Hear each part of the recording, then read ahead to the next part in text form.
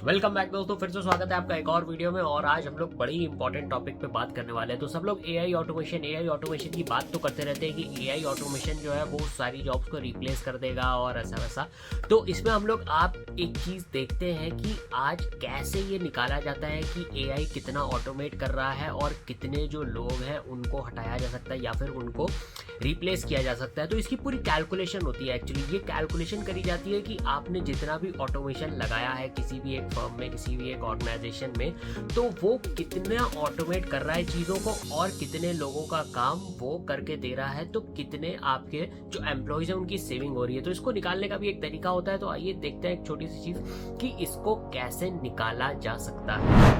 तो अब इसमें सबसे पहले दो बातें हैं। पहली बात तो ये हो गई कि जो आपका ऑटोमेशन होता है वो ऑटोमेशन ऐसा नहीं है कि जब तक आप कोई बहुत ही कॉम्प्लेक्स चीज़ ना लगाएं, पाइथन लगा दें और बड़ी सारी लैंग्वेजेस वगैरह लगा दें या फिर बहुत सारे कुछ कॉम्प्लेक्स सर्किट्स वगैरह लगा दें, बहुत सारी चीज़ें कॉम्प्लिकेट कर दें तभी वो होगा।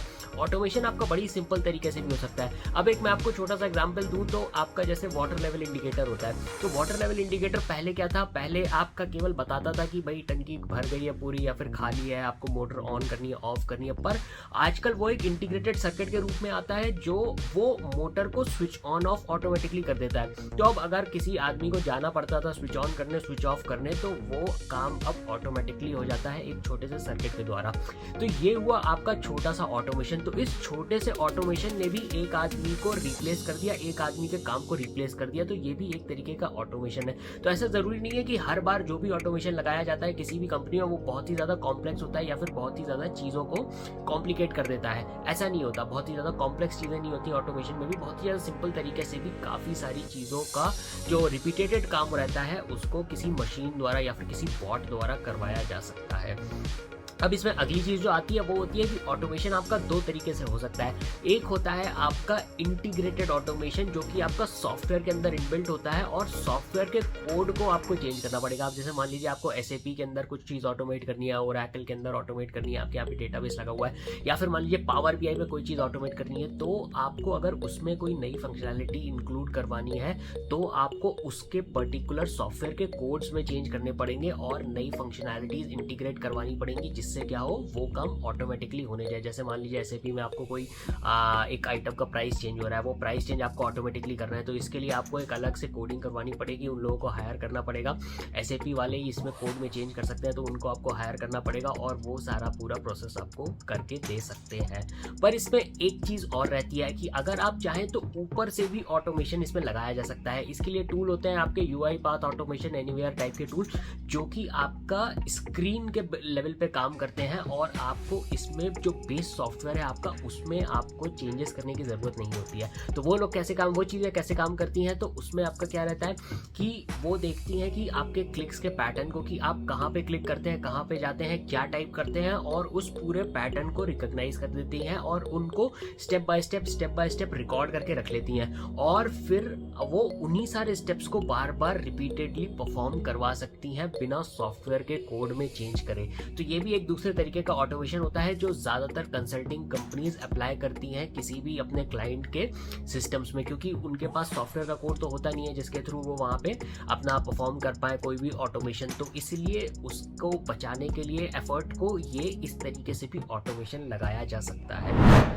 अब तीसरी चीज़, जब बात हो गई ऑटोमेशन की कि वो कैसे लगेगा, तो आप जानते हैं कि ये निकाला कैसे जाता है कि आपने कितनी चीज़ों को ऑटोमेट कर दिया और कितने एम्प्लॉयज़ को इसमें आपका रिप्लेस किया जा सकता है इस काम को, और ये कैसे पता चलता है कि कितनी कॉस्ट जो है वो सेव हो रही है, कितने एम्प्लॉयज़ जो है वो सेव हो रही है। तो इसकी होती है आपकी ऑटोमेशन की सेविंग। अब उसकी सेविंग पे जाने से पहले एक टर्म होता है आपका एफटी, जिसको आप समझिए। तो ये टर्म को अगर आप अपने इंटरव्यूज़ में यूज़ करेंगे, इस्तेमाल करेंगे, तो आपका काफ़ी अच्छा इंप्रेशन पड़ेगा, क्योंकि ये जो कीवर्ड्स होते हैं कंसल्टिंग आईटी इंडस्ट्रीज के, तो कीवर्ड्स अगर आप जानते हैं तो ये काफ़ी अच्छा इंप्रेशन डालते हैं इंटरव्यूअर्स के ऊपर। तो आपका एफटी ही होता है फुल टाइम एम्प्लॉयज़ या फुल टाइम इक्विवेलेंट। तो अब इसमें क्या होता है, एफटीज की सेविंग करी जाती है, यानी कितने आपने फुल टाइम एम्प्लॉयज़ का काम सेव किया, फुल टाइम इक्विवेलेंट्स का काम सेव किया। अब ज़रूरी नहीं है कि अगर ऑटोमेट कर दिया गया है चीज़ों को तो एम्प्लॉयज़ को फायर ही कर दिया जाए। हो सकता है कि उनकी जो जॉब रिस्पॉन्सिबिलिटीज़ हैं उनमें कुछ जो रिपीटेटेड काम थे, जो उनका ओवरहेड हो रहा था, वो थोड़ा सा कम हो जाए। तो अगर हम लोग कुछ एफटीई की सेविंग कर रहे हैं, इसका मतलब ज़रूरी नहीं है कि इतने एम्प्लॉयज़ को फायर ही कर दिया जाएगा। वो बस ये बताता है कि इतना मिनट्स या फिर इतने डॉलर्स आपने सेविंग कर करके दी है। तो अब इसकी सेविंग होती कैसे है? अब इसमें FTE सेविंग के लिए कैलकुलेशन करी जाती है, मैथमेटिकल कैलकुलेशन कि आपका कितना टाइम बचाया जा रहा है। अब उसकी कैलकुलेशन क्या होती है कि जो आपका FTE होता है उसकी कॉस्ट जो होती है वो कंपनी अपनी तरफ से पे करती है। तो यानी कंपनी की जेब से पैसा जाता है और एक एम्प्लॉय जो है वो एक दिन में 8 घंटे काम करा जाता है। ये एजम्पशन लेके चला जाता है कि 8 घंटे काम करता है और 5 डेज ए वीक काम करता है, तो 5 8 40 यानी कि 40 आवर्स पर वीक काम करता है और वो पूरे 12 महीने तक काम करता है, हफ्ते में 4 वीक्स में काम करता है। तो इसकी कैलकुलेशन इन टाइमलाइंस के बेसिस पे करी जाती है। अब है क्या कि मान लीजिए कोई ऐसा काम है जो आपने ऑटोमेट कर दिया जिसको करने के लिए 8 घंटे लगते थे, पूरे जितने भी उसके 4-5 एम्प्लॉयज़ थे वो मिलके उस काम को 8 घंटे में करते थे। तो अब आपने 8 घंटे पर डे अगर सेव किया है किसी भी अपने क्लाइंट का, तो वो हो जाएगा 8 आवर्स पर डे और वो हो जाएगा आपका 40 आवर्स पर वीक। और इसको आप नंबर ऑफ वीक से मल्टीप्लाई कर देंगे कितने वीक्स एक साल में काम हुआ है, तो आपको मिल जाएगा कि आपने कितना टाइम सेव किया टोटल। और इसकी जो कॉस्ट होती है वो कॉस्ट निकाली जाती है कि आपकी एवरेज एम्प्लॉय के ऊपर कंपनी कितना पैसा स्पेंड करती है, जो कि ज़्यादातर डॉलर्स में ही होता है क्योंकि फॉरेन क्लाइंट्स होते हैं। तो आपको पता चल जाएगा आपने कितने डॉलर्स सेव किए। तो अब है क्या कि अगर आप इतना टाइम बचा रहे हैं किसी एम्प्लॉयज़ का, तो आप एक FTE की सेविंग कर रहे हैं, यानी आप एक टाइम फुल टाइम एम्प्लॉय का काम कम कर दे रहे हैं अपना जो भी आपने ऑटोमेशन लगाया है। यदि किसी काम को करने में 8 घंटे पर डे लगते हैं और वो काम आपने ऑटोमेट कर दिया, अब वो पूरे आपका 12 महीने ऑटोमेशन के थ्रू किया जा सकता है। तो ये सिंपल सी छोटी सी कैलकुलेशन होती है जिसके थ्रू कैलकुलेट कर दिया जाता है कि आपके कितने FTEs की सेविंग हुई। तो अगर आपने 2 FTE की सेविंग करी, मतलब 2 एम्प्लॉयज़ उस काम को करने में एक दिन में करीब 16 घंटे लग रहे थे, एक एम्प्लॉय का 8 आवर्स, दूसरे एम्प्लॉय का भी 8 आवर्स, तो वो 2 FTE की सेविंग हो गई। तो इस तरीके से आपकी सेविंग्स कैलकुलेट होती है ईयरली बेसिस पे और फिर आपको ओवरऑल टाइम और ओवरऑल कॉस्ट पता चल जाती है कि कितना ऑटोमेशन से सेव हो रहा है। तो ये एक छोटी सी इन्फॉर्मेशन थी जिसको आप अपने इंटरव्यूज में बता के अच्छा इंप्रेशन बना सकते हैं और ये आपको और ज़्यादा नॉलेज देगी कि एक्चुअली कंसल्टिंग और IT इंडस्ट्रीज में ऑटोमेशन पर कैसे काम किया जाता है। तो मिलते हैं आप किसी और वीडियो में एक बढ़िया सी इन्फॉर्मेशन के साथ।